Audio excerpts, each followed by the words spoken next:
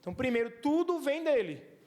Então, a capacidade de criar, quando eu uso essa minha parte cognitiva, o meu cérebro, para criar, eu estou glorificando a Deus. Porque ele me colocou, ele deixou ideias, talentos, capacidade para mim fazer isso. E quando eu transformo essa ideia em algo concreto, isso também está glorificando a Deus. Agora, não só o ato de fazer é uma maneira de glorificar a Deus, mas ao mesmo tempo eu preciso fazer como adoração para Ele. E, como consequência, eu preciso ajudar o outro. Então, todo empreendedor é alguém que resolve um problema do outro. Enquanto você estiver focado em dinheiro, você está com a mentalidade errada. E isso, no mundo dos negócios, as pessoas já utilizam essa ideia. Tem um livro do Roberto Chanichi, que ele fala assim, problemas, oba. Ele fala que todo empreendedor é o cara que vê um problema na sociedade e ele tenta resolver esse problema.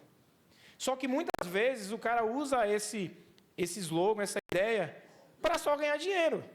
Então pense comigo, o cara que criou o aplicativo Uber, o cara foi muito inteligente.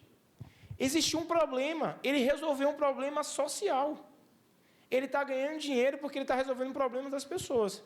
Só que ele só está usando, ou talvez só está usando, um mandamento, que é amar o próximo.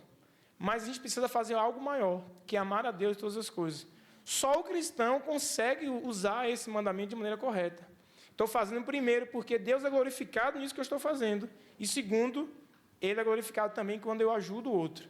Quando eu inverto essa ordem, eu estou sendo humanista. Eu estou idolatrando o ser humano. Então, primeira coisa que todo cristão precisa pensar é que o que eu estou fazendo veio dele, por meio dele, e vai voltar para ele. Dito isso, o que a gente precisa entender sobre criação e consumação? Quando Deus criou o homem, Ele criou ali Adão. Adão estava no Éden, no paraíso. E o paraíso, melhor significado de jardim, é santuário. Então, existia um santuário onde o homem fazia um culto a Deus, era um culto presencial. Então, quando você quiser saber como as coisas eram, ou qual o ápice da vida, vá lá para o Gênesis 1 e 2. O melhor que a gente já teve estava lá. Então, Adão cultuava a Deus presencialmente. Então, a gente faz um culto, né, por meio da fé, mas Adão adorava a Deus presencial. Mas também, no mesmo lugar que Adão cultuava, Adão trabalhava. Já parou para pensar? E Adão cultuava a Deus e trabalhava, mas o próprio trabalho era um culto a Deus. Quando Adão estava trabalhando no paraíso, ele estava cultuando a Deus. Então, a primeira coisa que a gente precisa quebrar na nossa mente é a ideia de que eu vou para o culto adorar a Deus e durante a semana eu trabalho. O nosso trabalho é uma adoração, deve ser uma adoração a Deus. E Adão fazia isso de maneira tranquila. Então, a gente está numa crise aqui. Qual a crise? Entender que trabalho tem relação com algo divino. Possivelmente amanhã eu vou pregar sobre essa questão do gnosticismo. Nós temos uma ideia de que o que é matéria é ruim. Parece que o espiritual é aquilo que, tipo assim, é uma coisa, um negócio. Não, gente. Jesus veio em carne. Então, o trabalho em si é uma bênção de Deus. Outro pressuposto. Lá no jardim, lá no santuário, existia um jardim, né? Um lugar, o santuário tinha um jardim, literalmente, árvores, tinha frutos, tinha uma beleza. Só que, de Gênesis até Apocalipse, tem um desenvolvimento.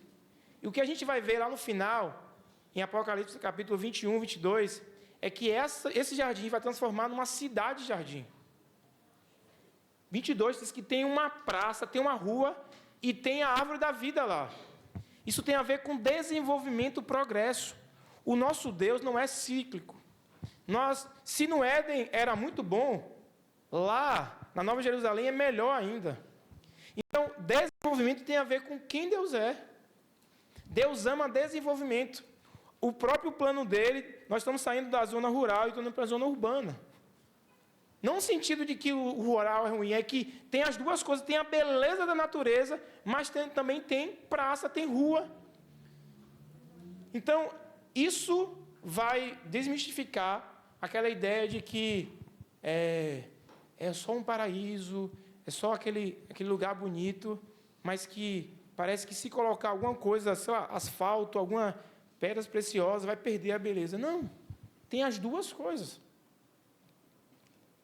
O trabalho, como eu falei, era um culto.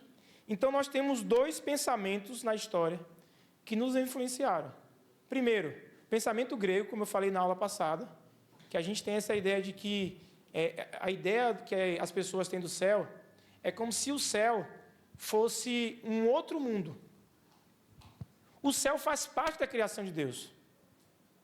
Então, o céu é como se fosse o segundo andar da casa que Deus criou. Então, Deus, Ele não nos abandonou.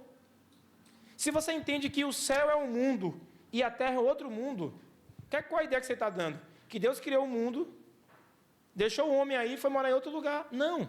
Deus foi morar no andar de cima. Ele habita dentro da criação dele. Isso muda tudo. Porque o ser mais importante do universo, o Criador de tudo, resolveu morar dentro da sua própria criação. Então, se a gente acredita que Deus criou só aqui a terra e foi para outro lugar, Ele é um deísta. Nossa religião é deísta, que é um Deus que deu corda no mundo e saiu. Não. Ele está presente, Ele está envolvido em tudo. Ele não só criou todas as coisas, mas Hebreus fala que Ele sustenta todas as coisas. Então, se você entender o que é milagre, milagre é Deus fazer o que Ele sempre faz de maneira diferente. Então, quando você está pegando ali a uva e está espremendo para fazer o suco, aquele suco maravilhoso que a gente bebeu hoje, Deus estava presente no processo de transformar a uva em suco. Mas Ele também resolve, como aconteceu lá nos evangelhos, nos relatos do evangelho, que Jesus pegou a água e transformou em vinho. Então, Ele está fazendo a mesma coisa. Ora Ele faz de maneira ordinária, ora Ele faz de maneira extraordinária. O Deus que cura alguém por intermédio de dons espirituais é o mesmo Deus que colocou um ativo numa planta, que alguém descobriu que tem esse poder ativo, criou um remédio e está curando pessoas. Então, Deus está presente no processo ordinário como um ativo de uma planta medicinal que criou um remédio, como Ele está presente nas questões sobrenaturais. Deus está presente em cada coisa. Então, nós somos tendenciosos a achar que Ele está nesses aspectos sobrenaturais, mas que Ele não está presente.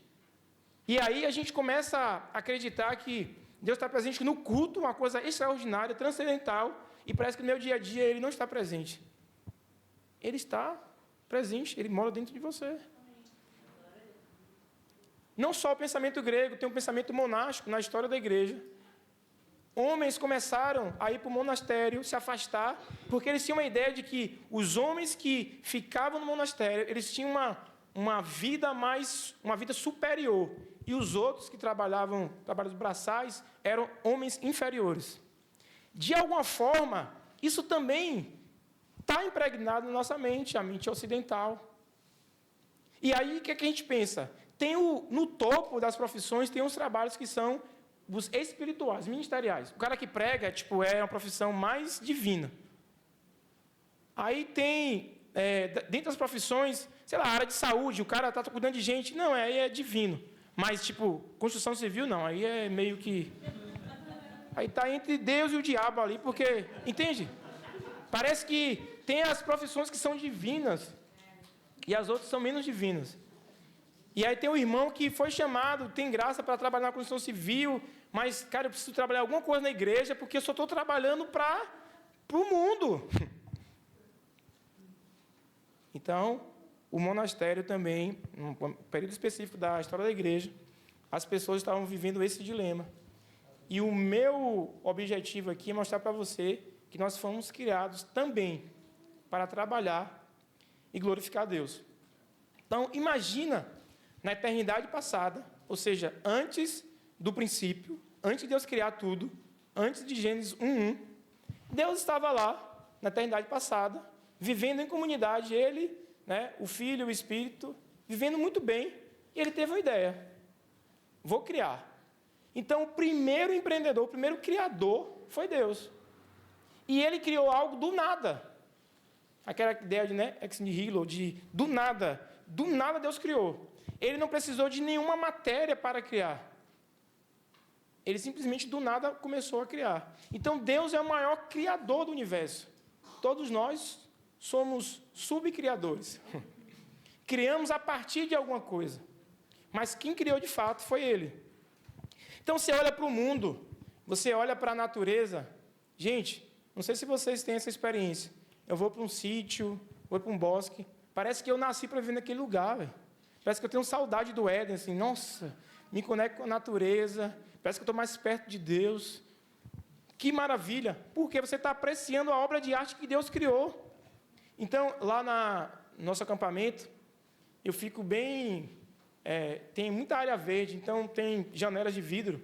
E eu fico olhando a janela de vidro e tem uma área verde. Parece que a janela de vidro é um quadro que é pintado com uma paisagem verde, porque você olha o vidro e o verde atrás. Eu falei assim, meu Deus, que beleza aqui. Que pintura linda que Deus fez. Eu estou olhando essa pintura através dessa janela de vidro e eu estou vendo um quadro pintado da natureza. E aí eu olho o concreto do lado e falo assim, gente, essa dualidade aqui tem uma beleza aí. E aí eu viajo, gente. É Nova Jerusalém, essa mistura. Vocês já perceberam que eu gosto dessas viagens, né? Então, pense comigo. Trabalho na criação. O trabalho fazia parte do paraíso. O trabalho faz parte da bênção que Deus liberou para o seu povo. Então, as pessoas falam assim, se eu soubesse que inventou o trabalho, eu matava. Então, no caso, foi Deus. Né? Rapaz, se eu souber quem criou o trabalho, eu falo assim, então, eu sei quem foi. E eu acho que você não vai conseguir matar ele. Então, Deus não só criou, como Ele mesmo colocou mão na massa. Quando Ele decidiu criar o homem, Ele colocou mão na massa. E quando Deus olhou para a natureza, Deus olhou e falou assim, uau, é muito bom. Então, é lindo quando você trabalha, você faz um produto e admira assim, cara, que obra de arte. Você admirar o que você criou faz parte da nossa natureza. O próprio Deus criou tudo e viu que era bom. Mas quando Ele criou o homem, viu que era muito bom. Ele falou, foi a máxima da minha criação. Ele olhou, admirou, gente. Faz parte de que nós somos. Você que trabalha na produção artística, uma música, quando é bem feita, uau, esse arranjo aqui ficou... Isso tem a ver com quem nós éramos em Adão. Outra coisa, Deus está lá nos 10 mandamentos, um dos 10 mandamentos que é 6 dias nós devemos trabalhar. As pessoas pensam que o mandamento é só o descanso. Só precisa descansar quem trabalhou 6. Não é só o descanso que é mandamento. 6 dias trabalharás e no 7º descansarás. Irmão, a gente precisa descansar. Tem irmão que precisa exercer o outro lado. Tem que trabalhar, irmão. Tu está só descansando 7 e trabalhando um dia. Então, o mandamento do Senhor. Porque por isso que ficar sem trabalhar é inquietante, irmãos. Porque nós fomos chamados para isso. Então, não só isso, mas Jesus vai falar assim, eu trabalho até agora, por quê? Porque meu Pai trabalha também. O Deus que nós servimos, Ele trabalha até agora. Tem uma criança lá na igreja que ela chorou copiosamente, dizendo, mãe, eu não quero ir para a eternidade não, mãe, porque vou ficar só adorando a Deus, mãe, só adorando a Deus. Vou ficar assim o dia todo assim, oh Deus, mãe, como é isso? O desespero. Eu achei engraçado. Mas, gente, porque a ideia de que adorar... Se fosse isso é maravilhoso. Mas é muito mais que isso. Não é só aquele ato de ficar, Senhor, Senhor. A adoração está presente no trabalho e todas as outras coisas. Então, Deus deu uma incumbência ao homem que foi lavrar e guardar o jardim. Então, Deus não só trabalhou, como Ele deu uma incumbência para o homem. Vocês precisam fazer isso. Você precisa se alegrar, você precisa ver o fruto do seu trabalho e falar assim, uau, que maravilha. Então, eu fico muito feliz quando eu consigo fazer um trabalho bem feito. Quando o objetivo pelo qual eu saí de um lugar para ir para outro, para criar, para fazer, eu consigo falar assim, uau, foi para isso que eu saí. Isso tem a ver com a missão que Deus deu a todos os homens. Então, Deus criou o homem com uma capacidade, uma graça peculiar. O homem foi feito à imagem e semelhança de Deus. Então, esse termo imagem e semelhança tem a ver com, a palavra no original é tselen e demut, que significa espelhar e representar Deus. Então, Deus decidiu sair, do terra e ir para o primeiro andar, mas falou assim, vou deixar aqui pessoas que vão espelhar quem eu sou. Então, talvez seja por isso que nós não precisamos criar a imagem de Deus. Por isso que o primeiro mandamento é esse: não farás imagem nenhuma, porque Deus já tem imagem dele na terra. Eu e você somos a imagem de Deus. E assim como o espelho reflete Deus, quando eu estou no mundo, eu estou refletindo Deus para o outro. O Deus que está trabalhando até agora, Ele continua trabalhando através de mim. Pensa numa coisa: quando alguém está orando a oração do Pai Nosso, pão nosso de cada dia nos dá hoje, tem alguém, um padeiro, acordando 4 horas da manhã para fazer o pão, para responder a sua oração, irmãos.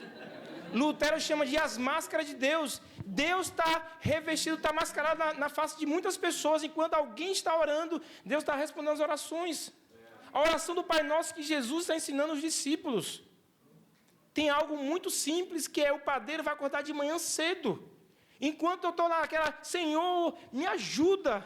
O cara está colocando mão na massa. E a massa está fermentando. E quando eu vou lá na padaria, uma ação natural, Deus estava presente por intermédio das nossas orações. Então, vai dizer que o padeiro é menos importante do que o ministro? Vá todo domingo à noite só ouvir o culto e não coma. Quantos avivamentos tiveram problemas? Porque o cara ficou o tempo todo ali, mas não foi descansar, não comeu. Gente, o corpo é limitado. Não é o corpo glorificado ainda. Então, nós temos dificuldade com isso. Então, se nós somos a imagem e semelhança de Deus, nós fomos feitos para espelhar e representar Deus. De que maneira nós estamos representando Deus? Então, venha comigo, Gênesis capítulo 1, verso 26 e 28. Então, eu estou dizendo que Deus está te autorizando, desde o Éden, a você empreender. Você já foi autorizado por Deus. Você pode dominar sobre todas as coisas. Fica tranquilo, não precisa você perguntar a vontade de Deus, já está liberado.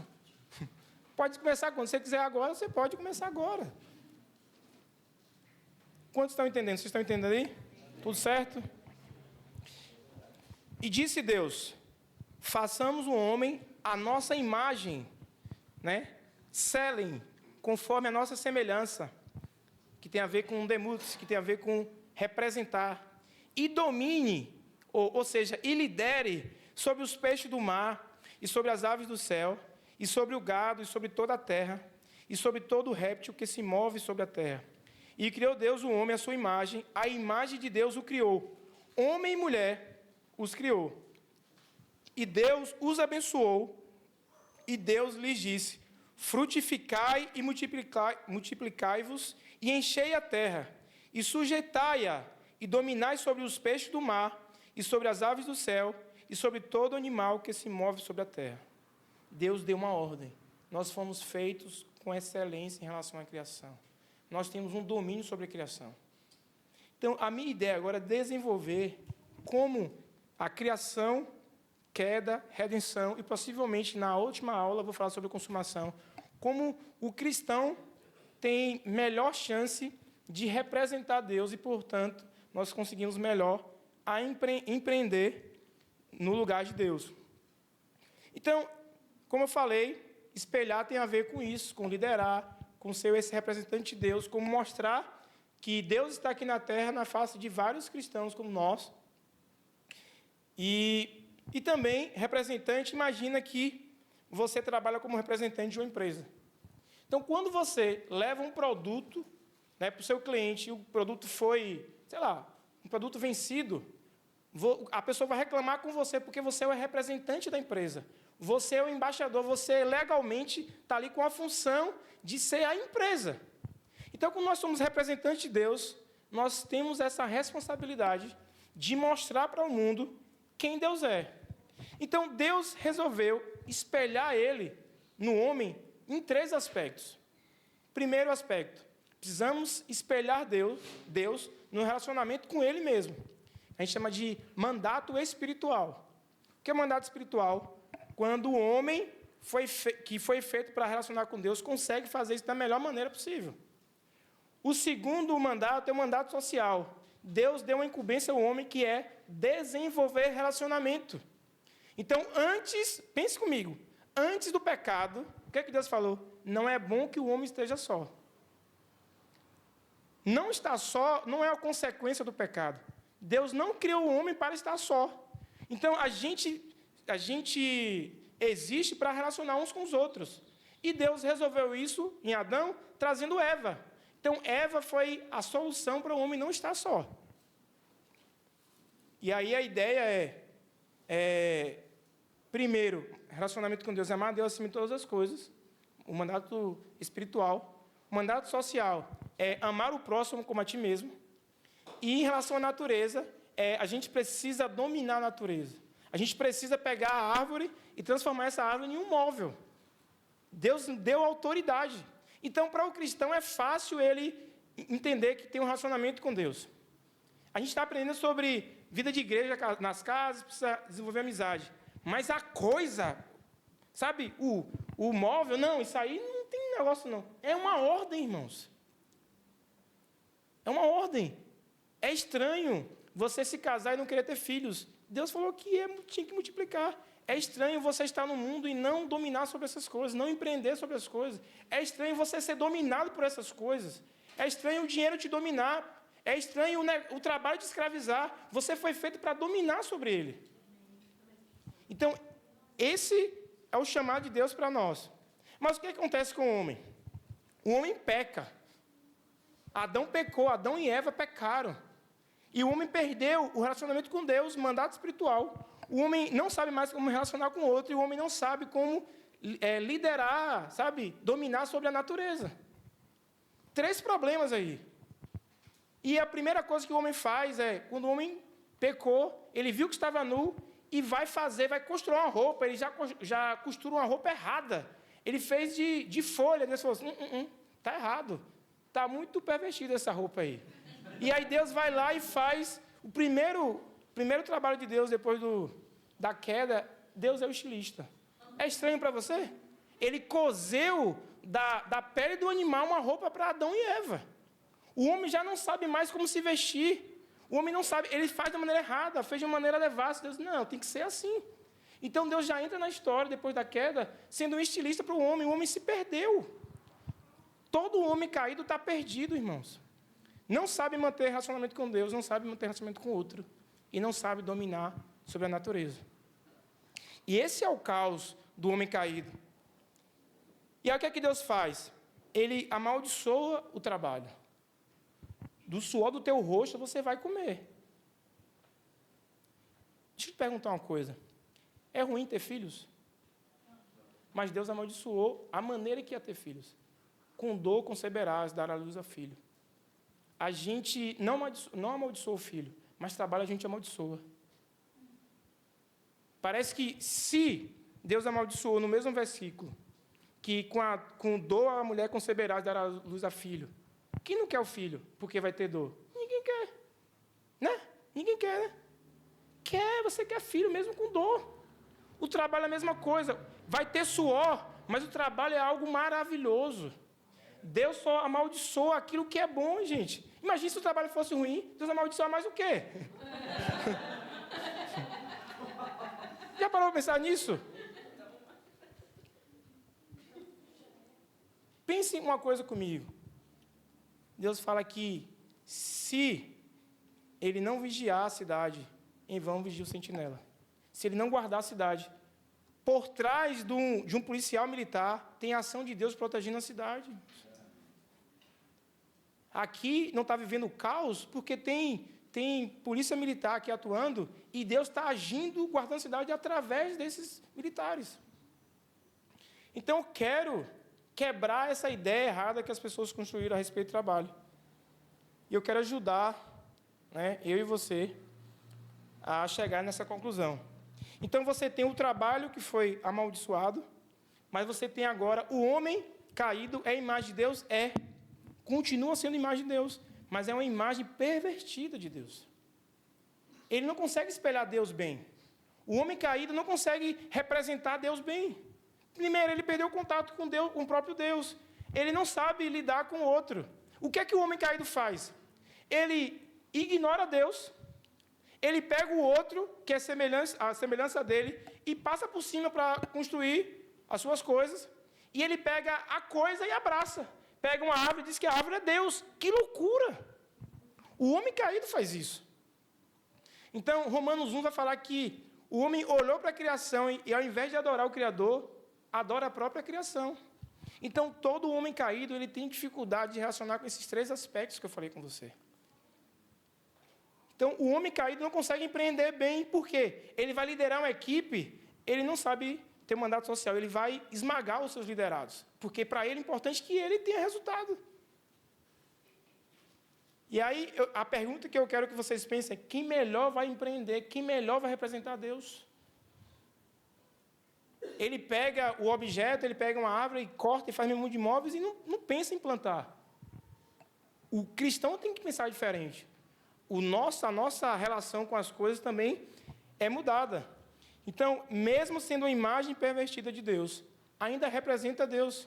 Ou seja, o homem caído tem uma graça comum ali, tem uma providência divina, onde mesmo o homem caído ele consegue fazer uma obra de arte tão grande. Um ateu consegue fazer um quadro tão lindo, sem saber ele está representando Deus. A beleza de quem Deus é, o belo, o verdadeiro, o que é bom, tudo tem a ver com quem Deus é. Então, o homem caído consegue fazer uma cirurgia, né? O cara, independente de religião, faz uma cirurgia muito bem feita, salva a vida de uma pessoa, mas ela não quer conta com Deus. E aí você vai olhar ali na história, depois que o homem cai, você vai ver Caim, você vai ver depois, algumas gerações, tem Lameque, e Lameque começa a se relacionar errado com as pessoas. Tem 2 esposas. Você vai ver a tragédia do homem caído, 2 esposas, e aí tem 2 filhos com uma esposa e um filho com outra. Jabal, Jubal e Tubal-Caim. E é que você vai ver, Jabal, ele começa a criar rebanhos, ele é o precursor em criar rebanhos, né, de gado, por aí vai. Você vê em Jubal, que ele faz flauta e harpas, é o precursor. Um cara caído, filho de um pai, né, poligâmico, constrói, fabrica uma flauta, uma harpa, que tem no céu. Apocalipse 5 fala que tem harpas e taças no céu. Um cara caído consegue fazer um instrumento que tem relação com o céu. Consegue entender que o homem caído ainda consegue fabricar bem, mas esse mesmo homem pega os instrumentos e faz a arma.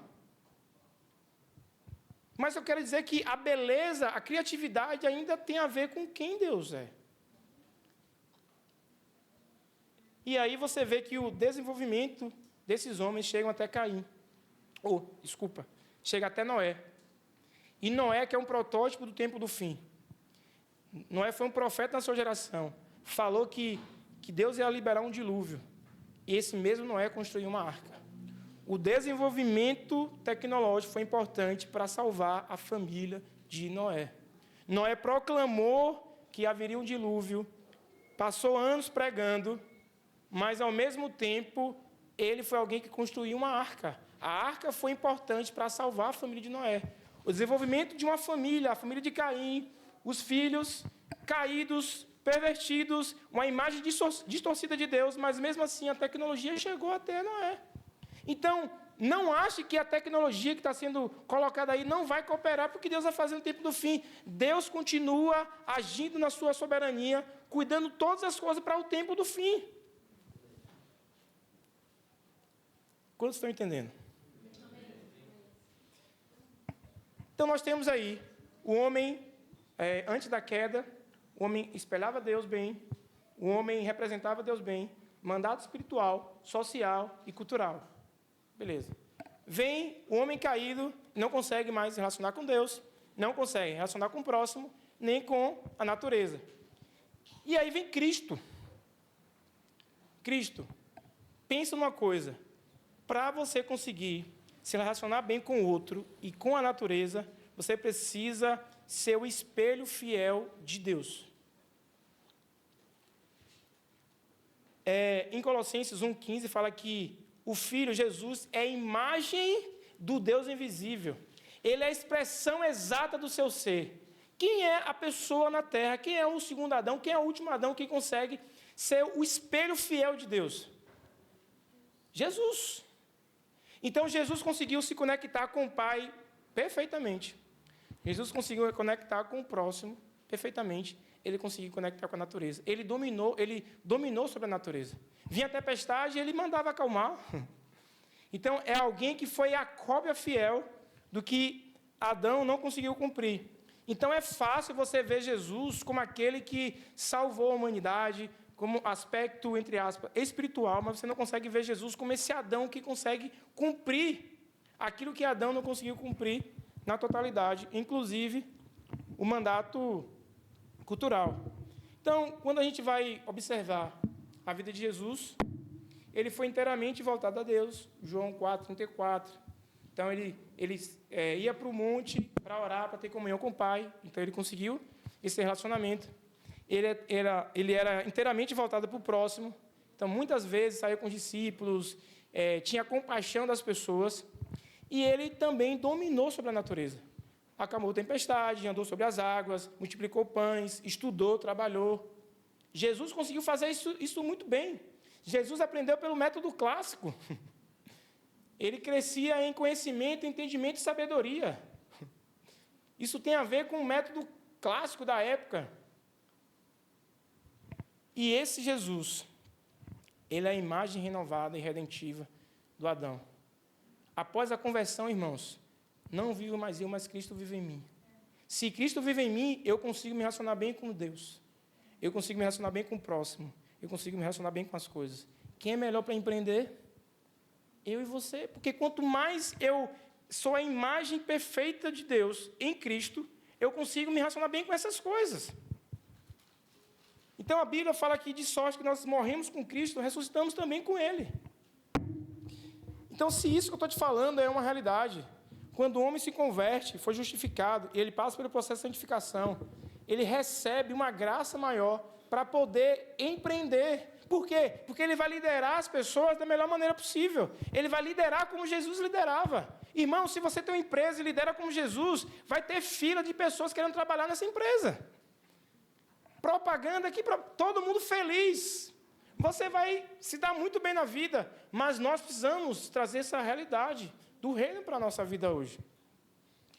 Então, esses 3 aspectos que eu tenho falado aqui, tem a ver com o quanto que nós recebemos isso. Então, quando Cristo vive em mim, eu começo agora a amar a Deus acima de todas as coisas. Quando Cristo está em mim, eu amo o próximo como amo a mim mesmo. E eu também agora sei dominar sobre todas as coisas, inclusive sobre a natureza. Então, dito isso, o empreendedorismo é quando nós desenvolvemos todas as nossas capacidades que estão em Cristo e foram liberadas a nós, inclusive quando nós fomos identificados com Ele na morte e na ressurreição.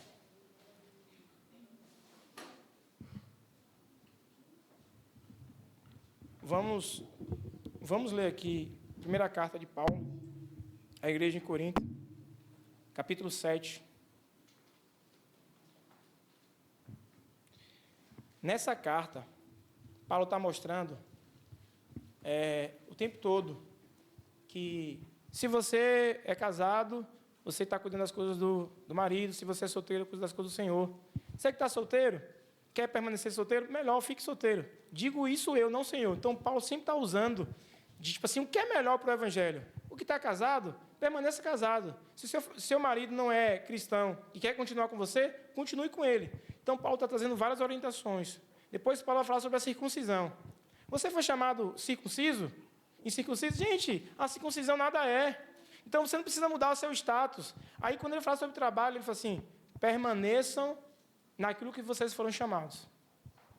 Aí, a partir do versículo 20, o que é que ele fala?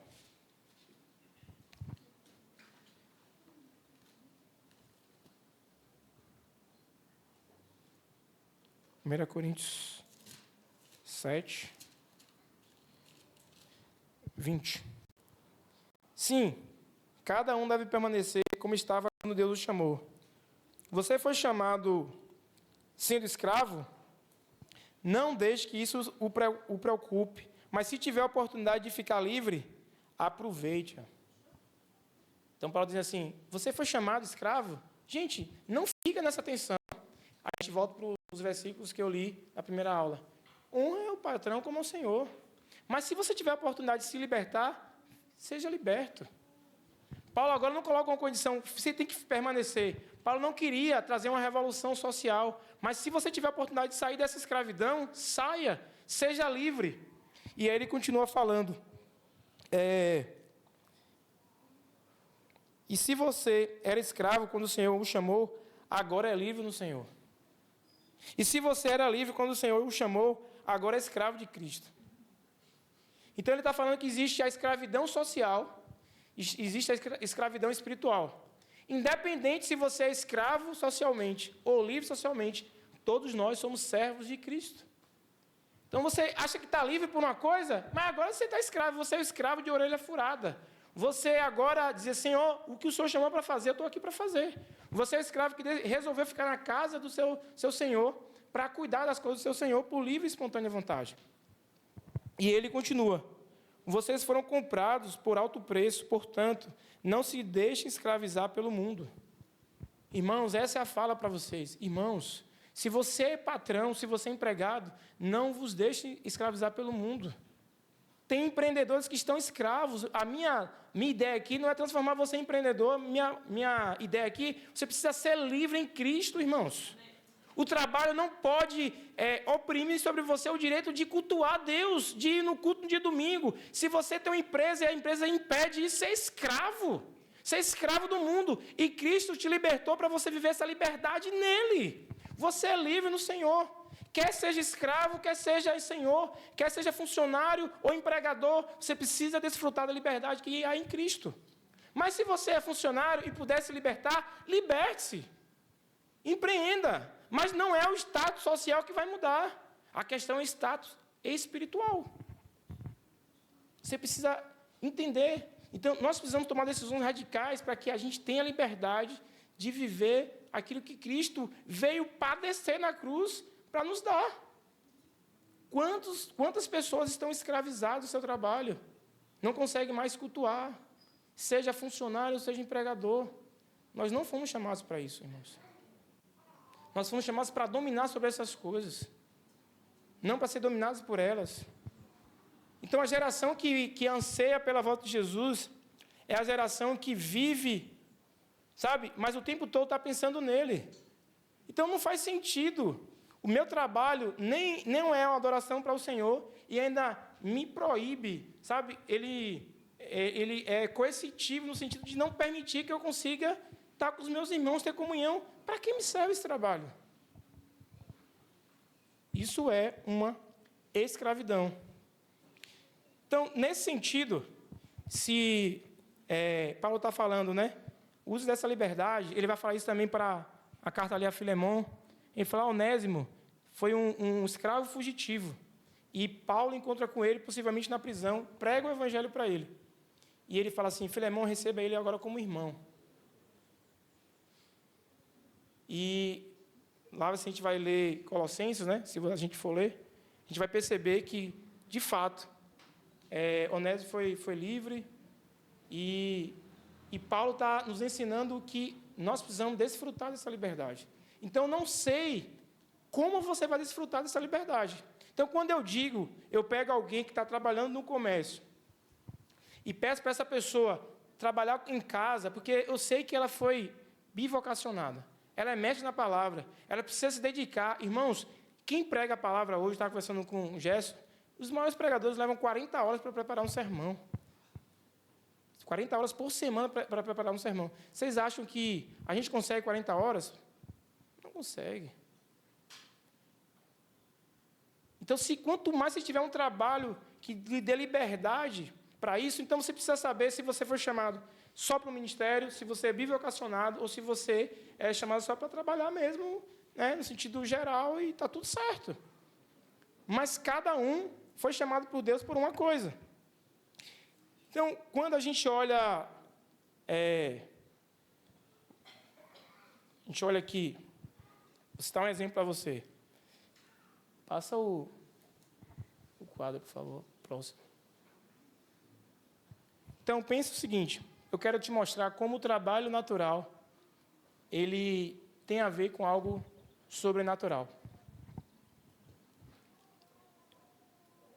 Jesus encontra com Pedro, e aí Jesus está conversando com Pedro, e Pedro fala que passa a noite toda, não consegue pescar nada. E Jesus manda Pedro lançar a rede, e a rede vem cheia de peixes, assim. Jesus fala com Pedro, que vou fazer de você agora um pescador de homens. O que é que Pedro entendeu? Jesus estava falando assim, sabe isso que você está fazendo de modo natural? Pescando peixe, agora você vai pescar homem. E Jesus tinha acabado de fazer com que Pedro jogasse a rede para um lado e veio cheio de peixe. Pedro entendeu que ele precisava pescar alma desse nível. Jesus estava dando um novo significado à função de Pedro. Você não vai só pescar peixe, agora você vai ser pescador de homens. E ele deixou tudo e começou a seguir Jesus. Isso foi o que aconteceu com Pedro. Você olha para Paulo aprendeu lá na cidade dele, Tarso, a construir tendas, a fazer tendas. E ele encontra Apolo, e também que era construtor de tendas. E Paulo sempre estava nesse limiar. Estava envolvido com o ministério, mas também trabalhava. E eu sempre brinco, que eu falo assim, Paulo queria o galardão dele como trabalhador também. Ele falou, não vou deixar de construir tenda, não. Eu sei que tem um galardão aí, eu quero ganhar dos dois lados. E o ministério de Paulo é o sábio arquiteto, é construtor. Para ele fazia sentido. Tenda não é isso que a gente conhece hoje como se fosse todo. Eram estruturas, tinha a ver com fundamento. Então, ele, como apóstolo, ele foi chamado para fundamentar a igreja do Senhor, para ser um sábio construtor, um arquiteto. Então, para Paulo, fazia sentido. O Senhor chamou ele numa profissão que ele já praticava. Agora, eu não vou mais fundamentar para tenda, vou fundamentar a igreja do Senhor. Por isso que ele fala, não coloque outro fundamento além de Cristo, ele vai usar a mesma linguagem dele. Acima desse fundamento, você vai colocar ouro, palha, fino, o que você vai construir? Paulo usava a linguagem dele para ensinar a igreja sobre o apostolado. E ele decidiu viver nessas duas dimensões. Aí você vai para João. João consertava redes. E o ministério de João nunca foi muito de um apóstolo de igreja específica. Ele liderou a Ásia Menor ali. Ele sempre foi dar continuidade ao ministério, por exemplo, de Paulo. Quando ele vai escrever a carta lá em Apocalipse, ele vai escrever carta para as igrejas da Ásia. Então, ele está consertando as igrejas que Paulo havia fundamentado. Então, ele dá significado, Jesus dá significado àquilo que João já fazia. Então, para eles, não tinha esse negócio de o sagrado e o secular, gente. Era muito simples para eles. E eles estavam fazendo tudo isso com o objetivo de glorificar a Deus e fazendo para a era vindoura. Então, como poderemos cooperar no ministério hoje? Como? Então, os puritanos entendiam isso. Os puritanos, eles faziam cadeiras e as pessoas queriam saber se as cadeiras eram feitas pelos puritanos ou não. Então, geralmente, as pessoas faziam as cadeiras bonitas, a parte externa, visível, e no fundo, aquele negócio todo feio, Os puritanos faziam bem feito. E perguntavam para eles assim, por que vocês gastam tanto tempo fazendo um forro tão bonito para essa parte de baixo da cadeira? É que eu estou fazendo para o Senhor. Então, os puritanos tinham uma teologia muito boa. Tinham uma doutrina muito boa. Mas isso invadia a área deles com família, com trabalho, com tudo. O evangelho estava presente nas questões mais simples. Eles sabiam que a recompensa deles não estava voltada para as pessoas que estavam comprando. A recompensa deles estava relacionada à era vindoura. Então, eu estou te mostrando que da criação, queda e redenção, tem um convite para nós. Um convite para a gente viver. Por quê? Porque no milênio nós vamos dar continuidade. A minha pergunta é se o que eu estou trabalhando hoje, eu vou continuar fazendo no milênio. Então, se essa pergunta eu não consigo responder, e eu tenho dilemas, nem tudo eu consigo redimir. Eu trabalho com confecções. Vocês acham que é fácil trabalhar com roupa? Não sou eu que produzo. Então, eu tento negociar com os meus fornecedores, já redimi tanta coisa, é mais fácil eu escapar, eu sair disso, mas não, eu quero continuar trabalhando com isso, porque no milênio talvez eu vou liderar uma grande fábrica. Eu quero entender que Deus está junto comigo, me ensinando a redimir uma área que é difícil. Por quê? Porque eu acho que no milênio isso vai acontecer. As pessoas vão continuar vestindo roupas, então é muito fácil eu sair. Por quê? Porque eu não vou me indispor, mas não, eu quero redimir essa área. Eu quero ajudar. Eu não preciso dizer que eu sou cristão, eu não preciso criar uma moda evangélica. Não! É a moda para todo ser humano. Eu quero mostrar bom senso, que é possível você se vestir bem e ser elegante. Não precisa ser vulgar para ser bonito. Então, imagina, um pastor que está trabalhando numa área tão terrível. Gente, eu vou te falar, não consegui redimir tudo. Passo percalços. Mas eu não quero ser aquela pessoa que vai só escapar. Eu estou no processo. Quantas coisas eu cresci de lá para cá. Porque eu estou pensando aonde? Na era vindoura. Eu estou pensando que, se Deus é o grande estilista, Ele vai me ajudar a trabalhar, continuar trabalhando com isso. É difícil para você entender isso? Quando eu digo que Deus é o estilista, para você é escândalo. Mas a Bíblia fala que Ele coseu, Ele costurou a roupa que Adão e Eva estavam costurando. Então, o mundo sabe construir, fazer roupas como Adão e Eva fizeram. Mas eu preciso espelhar e representar Deus construindo como Ele construía.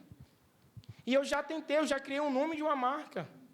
Eu já tentei fabricar, não consegui ainda. Mas eu não vou descansar. Eu acredito que talvez a próxima geração, as minhas filhas possam herdar a empresa, mas eu quero colocar os valores do reino ali. Tem coisa que está acessível para mim, e eu estou mirando a era vindoura, eu estou mirando o milênio. Então, tem coisa que você está fazendo hoje que vai continuar na era vindoura. Quem está trabalhando com justiça não vai chegar à perfeição aqui, mas continue. Servo bom e fiel. Você foi fiel no pouco, sobre o muito você vai agora receber. Você recebeu 5 talentos, não tem problema. Está difícil desenvolver, mas desenvolva, você vai receber mais lá. Você vai ter uma capacidade cognitiva maior. O pecado afetou a maneira de você raciocinar, a maneira de você fazer as coisas, mas no milênio vai dar tudo certo, irmãos. Então, não acaba quando Jesus volta, tem uma continuidade. Então, eu estou redimindo, para a minha mente ser moldada, porque um dia eu vou redimir a terra para que Deus possa voltar. Trabalho, para mim, não está distante de escatologia. E é na dor de não conseguir mudar, que eu vejo o pecado, eu vejo quando o pecado mudou a maneira das pessoas se vestirem. É nessa dor que eu tenho compaixão, é que eu não entro no conformismo, que está tudo bem aqui. Não está tudo bem aqui, por quê? Porque o rei ainda não voltou, porque ainda tenho dores que não consigo resolver. Em partes eu consigo redimir, em outras não. E é essa dor que me faz continuar até que ele venha e eu dê continuidade ao que eu estou fazendo. Irmãos, nós precisamos ter isso em mente. Eu estou falando com os irmãos sobre a questão de redes sociais. Tem muitos irmãos que têm aversão, dificuldade. Eu já tive, no diz respeito, por exemplo, a ministérios. Quando Paulo escreveu as cartas, ele pegou um modelo que já existia na época, que tem introdução, desenvolvimento e conclusão. Ele não criou algo novo. Ele simplesmente lançou um conteúdo numa lógica que tinha de como escrever carta. Não sei se você sabe, mas hoje não se escreve mais carta, né? E a comunicação acontece muito nas redes sociais. A rede social tem uma lógica. Você não vai fazer a coisa do seu jeito, tem uma lógica. Para as pessoas daquela época entenderem sobre carta, elas precisam entender que aqui é a introdução, aqui é o desenvolvimento, aqui é as saudações finais. E para ela fazia sentido. Ministério, às vezes, a gente fala sobre rede social, é possível você usar toda essa ideia que tem aí com o objetivo de redimir e fazer para a glória de Deus. Então, não tem problema você trabalhar no marketing digital, mas coloque os valores do reino. Não perca isso de vista. Então, nós não podemos achar que tem algumas áreas que são podres, que eu não posso trabalhar. Faz sentido isso para vocês? E assim como a comunicação ficou fácil para os ouvintes de Paulo, tem muita coisa que está fácil para a gente. Quantas coisas nós ouvimos por meio de redes sociais? Quantas pessoas não foram abençoadas? Quantas pessoas foram reunir lá com a gente por causa de rede social? Então, tudo tem o seu lugar. Não tem problema se você não gosta, é uma coisa pessoal, mas a gente não pode impor como se algo aqui é sujo e aqui é limpo. Não.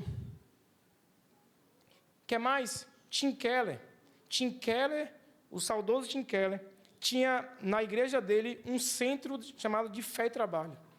Ele ensinava os jovens a como desenvolver uma nova perspectiva naquilo que eles estavam fazendo.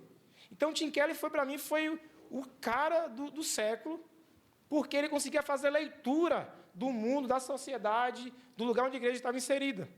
Por exemplo, tem histórias de Tim Keller, que ele vai falar que existia um grupo de jovens que trabalhavam numa agência de publicidade e toda propaganda de carro, por exemplo, tinha muita sensualidade. Ou seja, você atrelava um produto de alto valor a um apelo sensual e sexual de uma mulher. Só que é algo muito simples, gente. Esse método dá dinheiro. Se você trabalha numa agência de publicidade e vai convencer um cara para não fazer isso só porque não é crente, cara, o cara quer saber disso não. Ele quer saber se vai dar certo ou não. Esses caras estudaram psicologia, comportamento do consumidor e descobriram um novo método de fazer propaganda de carro sem esse apelo sexual e vendeu mais do que o outro jeito, redimindo e trazendo um resultado maravilhoso. A cidade foi impactada porque alguém teve uma cosmovisão cristã sem dizer que é crente. Para ele foi só um resultado. O que essas pessoas estão pensando? Estou pensando na era vindoura. Estou continuando, estou empreendendo aqui, mas eu quero empreender também na era vindoura. Essa era a mentalidade deles. Era isso que Tim Keller estava o tempo todo ensinando para os seus jovens.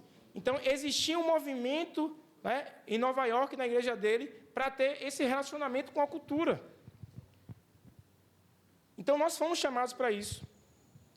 E vou trazer algumas aplicações aqui na TV, alguns insights. Gente, lembra aí que eu falei da loja? Essa loja é bonita aí. Eu não paguei um centavo. A única coisa que eu comprei foi o ar-condicionado. Foi tudo ganhado isso aí. Pode passar. Pode passar. Pode passar também. Peraí, volta só para falar uma coisa. Então, não tem como, né? Tem como dar pausa? Nesse mês, temos muito que comemorar. Completamos 9 anos e você faz parte disso. A Hannah Store somos todos nós. A união... Pronto. Então, deixa eu explicar uma coisa para vocês. Então, eu tenho essa tensão de eu conseguir com que meu fornecedor colocasse uma nova marca que fosse mais adequada com aquilo que eu acredito. Eu e um amigo meu conseguimos interferir na produção de uma fábrica, sem falar que os valores eram cristãos. Fiz uma reunião com as minhas revendedoras e elas falaram que eu vendo mais roupa assim. Por quê? Porque a maioria das minhas clientes eram cristãs. Né? E aí ele mudou. Então, percebe? Eu estou mudando alguns valores sem precisar dizer que é moda evangélica. Só que tem uma marca que ainda não foi totalmente redimida. Então, o que é que eu tento trazer de valores para o meu negócio? Eu e minha esposa, quando nós estávamos nos relacionando, nós tínhamos algo em mente. Nós não vamos ficar trabalhando desesperadamente. Nós precisamos ter tempo de qualidade para os nossos filhos. Foi uma decisão que nós tomamos. E nós temos isso como um valor muito alto no que diz respeito ao reino de Deus, algo pessoal nosso. Fomos criados assim, as nossas mães resolveram abrir mão do trabalho. E aí eu falei assim, eu vou implantar isso no meu negócio. Então, lá a gente trabalha, como é meu trabalho? Eu tenho uma empresa que distribui roupa para pessoas que revendem. Então, minha ideia é chamar mães que estão trabalhando no comércio, chamar elas para elas revenderem como autônomas e elas terem tempo de qualidade para criar seus filhos. Então, eu tenho histórias lindas, que aí elas conseguem complementar a renda da família, elas conseguem comprar muita coisa, mas o mais importante é que sempre a gente tem encontro de negócio para ouvir como o tempo de qualidade em casa influenciou na vida da criação dos filhos. Gente, não são cristãs todas, a maioria não são, a maioria não é cristã, mas eu consegui colocar um valor cristão ali, que é, as mães estão deixando de ir para o comércio e deixar os filhos na creche, estão voltando para casa, estão conseguindo revender e ter uma renda melhor do que a renda que trabalhava no comércio. Para mim, isso é um valor cristão. É algo que eu acredito para mim. A minha esposa não vai para a empresa, ela faz tudo de casa. Então, é o que eu consegui fazer para redimir. Então, tem o já e eu ainda não. Tem coisas que eu ainda não consegui. E mais, geralmente, o que é que os bancos fazem? Os bancos emprestam para quem tem muito dinheiro. E a gente pensa que tem gente que é honesta, que vai pagar, mas que não tem muito dinheiro. Então, a gente faz um tipo de... a gente dá roupa consignada para elas. Elas levam as roupas, elas só pagam o que elas vendem. E, gente, são muitas clientes. Elas só assinam... Pensa assim, no centro da cidade. Assinam um papelzinho e vão com as roupas e voltam no final do mês. A inadimplência, ela tende a zero. Existe um estudo de caso para entender como uma empresa, a gente tem um faturamento relativamente bom, e a inadimplência tende a zero. Por quê? Porque a gente sempre acha que é sempre quem tem muito. Você precisa conversar com as pessoas, às vezes as pessoas são sinceras, honestas, são pobres, mas elas vão conseguir pagar e trazer de volta. Então, assim, eu vejo sinais e milagres no trabalho ali. É um aspecto do reino, e eu não quero perder isso de jeito nenhum.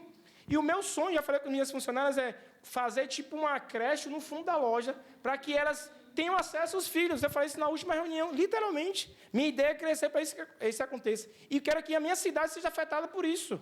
Por quê? Porque o índice de criminalidade está aumentando, porque mais mães estão deixando os filhos à toa. Então, como eu posso impactar a cidade? Fazendo isso. Então, tem a ver com... Por quê? Porque eu estou indo para uma cidade chamada Nova Jerusalém. E lá é assim. Eu preciso acostumar minha mente com esses valores de lá. É por causa da escatologia que eu estou trabalhando hoje. Então, eu não tenho como não pensar no dia do Senhor em cada coisa que eu estou fazendo. Você precisa ser consumido por isso. Tudo precisa apontar para isso. Porque só à noite ler a Bíblia, falar sobre o dia do Senhor é muito pouco. Mas se tudo que você está fazendo é por causa do dia do Senhor, isso vai te consumir de tal forma que você vai aguardar, sabe assim, ardendo o coração por esse dia. Você vai apressar, não, você vai correr como louco. O Senhor, já corri, já estou pertinho, vem. Então, é a geração que vai ver a volta de Jesus, uma geração que vive Maranata. Uma geração que está o tempo todo trazendo valores do reino, sinais do reino, porque quer experimentar um pouquinho agora daquilo que nós vamos experimentar na plenitude na era vindoura. Então, assim, são várias experiências, irmãos. Então, eu falei com minha esposa, assim, eu sempre tive dificuldade de falar sobre essas coisas, exemplos, sempre tive dificuldade. Mas eu orando ao Senhor, eu senti que tinha que falar isso, porque eu queria gerar fé no coração de vocês. E não tem a ver, né, comigo, mas tem a ver com a obra do Senhor. Então, várias vezes, pessoas estavam devendo. Eu lembro de uma ocasião que tem duas irmãs que são missionárias lá em Moçambique. Elas ligaram falando que estavam passando por uma situação lá, a cidade precisava de uma ajuda. E aí, eu olhei para a minha homem de pouca fé, olhei assim, nossa, na conta da empresa tem escrito, dá para doar X. Tinha uns clientes que estavam devendo muito. Como sempre, eu falei, Senhor, estava lá em cima conversando com minha esposa, se o Senhor enviasse as pessoas que estão me devendo para me pagar, meu Deus, eu ia ofertar. Desci a escada, uma cliente está devendo há 1 ano, de outra cidade, falou assim, veio conversar comigo, assim, ela, vim te pagar. Pô, não acredito. Aí ela assim, vim te pagar. Meu esposo falou que eu deveria pagar você, não sei porquê, mas a gente conversando, vim te pagar. Eu falei, então, esse dinheiro que você está me pagando aqui, você vai ajudar uma... Eu falei para ela, ela começou a chorar. E na hora, a minha esposa, bora, pega, fala esse Pix, senão a gente pode cair na tentação. Mas entende que nós somos apenas correios. Deus, a gente ora, Deus libera, a gente investe e faz, mas tudo com o objetivo de glorificar o nome dEle. Eu não tinha nada, estava perdido aquele dinheiro. Eu orei, o Senhor mandou, por que eu vou reter? Já estava perdido.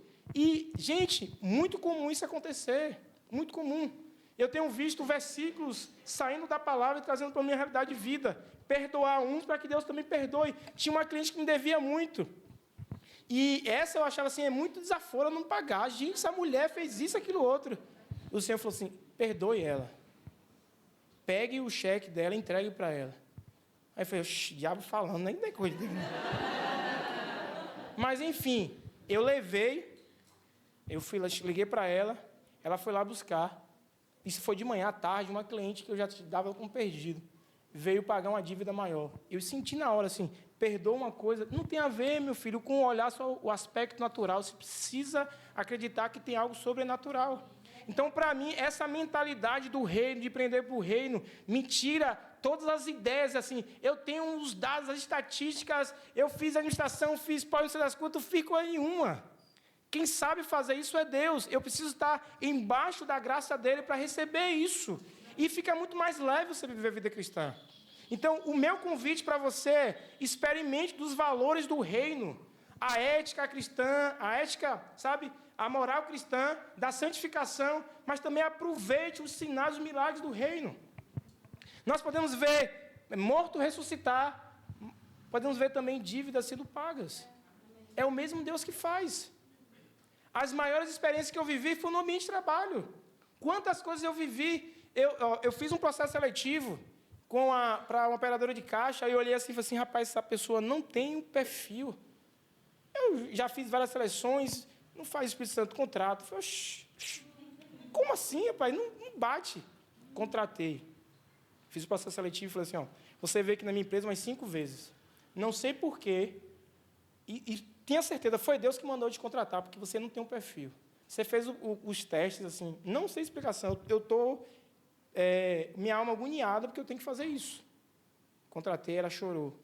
Ela falou assim: você acaba de colocar comida na casa de uma mãe que tem 2 filhas, e meu marido faleceu tem tanto tempo, chorou. Eu falei: beleza, senhor.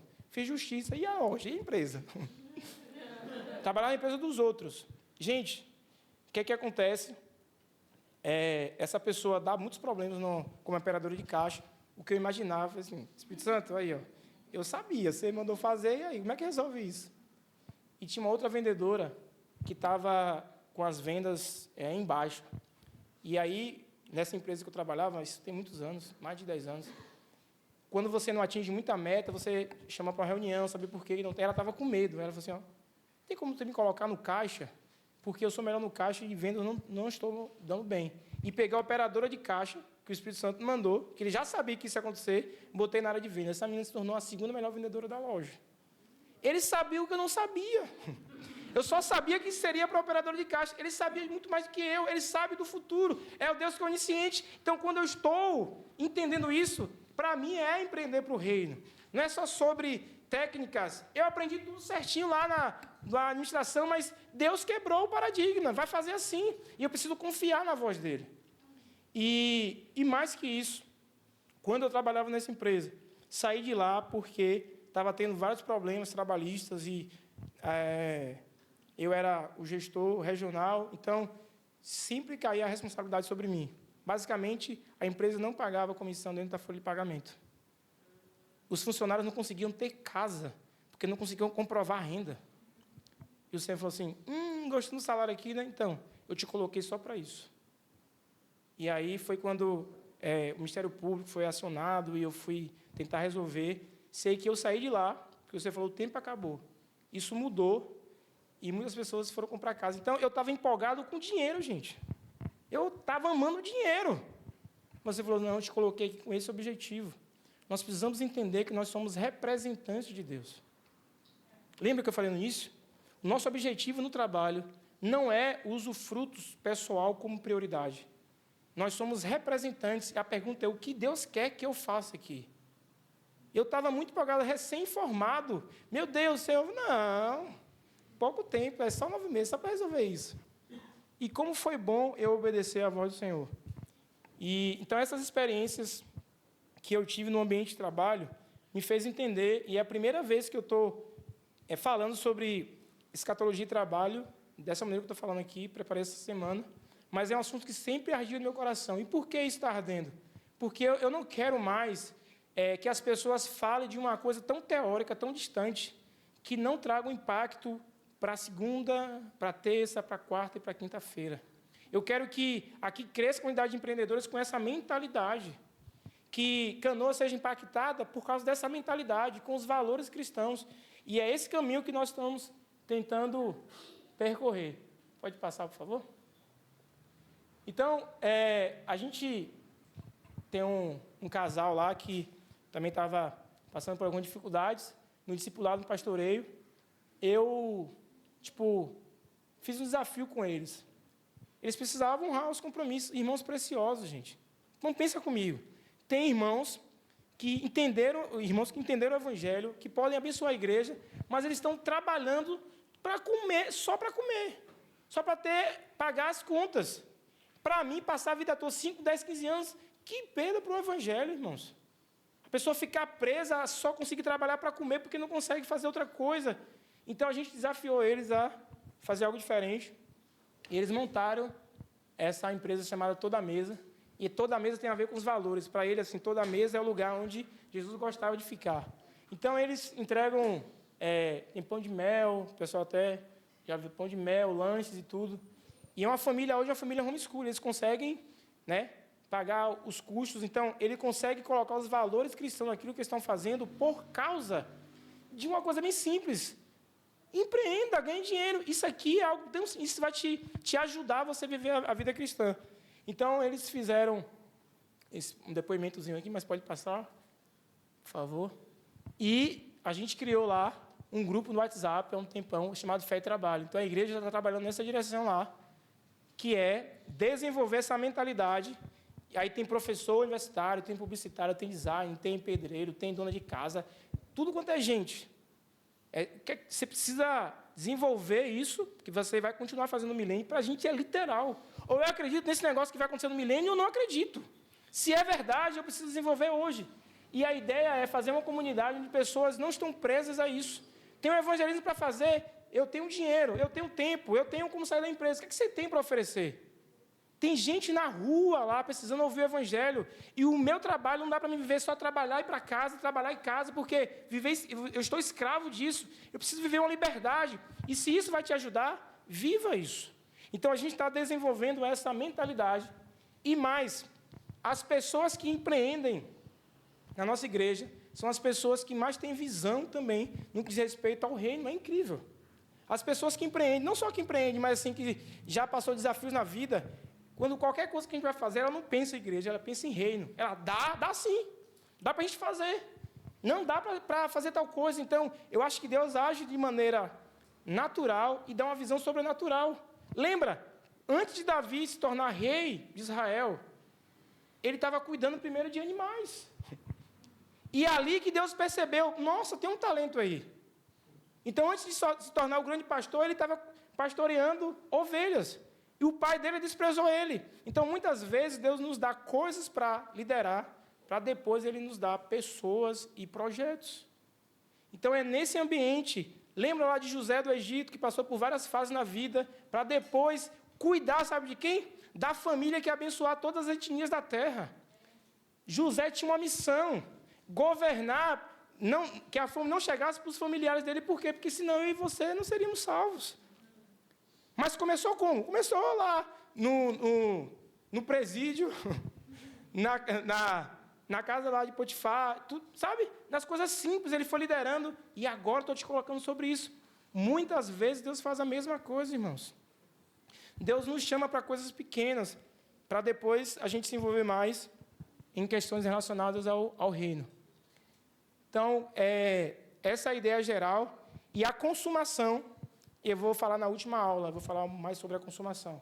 Então, vocês conseguiram entender essa linha do tempo, Gênesis e Apocalipse. Então, para saber se vocês entenderam, quem melhor representa Deus na Terra? Quem melhor tem capacidade de liderar pessoas, dominar sobre as coisas, relacionar com Deus? Relacionar com Deus é ouvir que outras pessoas não ouvem. Imagina um profeta administrador. Pensa nisso, uma professora que também é profeta, discernimento. Nossa, essa criança foi abusada hoje, vou orar por ela.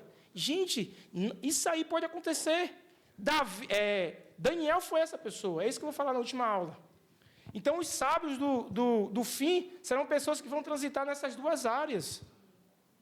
Nós não vamos para um monastério, nós vamos nos envolver com a sociedade. Com as pessoas, vamos liderar como Jesus. As pessoas amavam estar com Jesus. As pessoas viam compaixão em Jesus.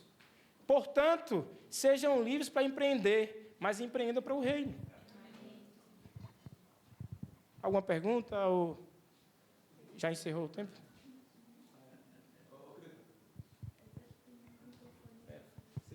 Você que manda aí. Eu pensei para ti. Deixa eu só ver. Veja aí.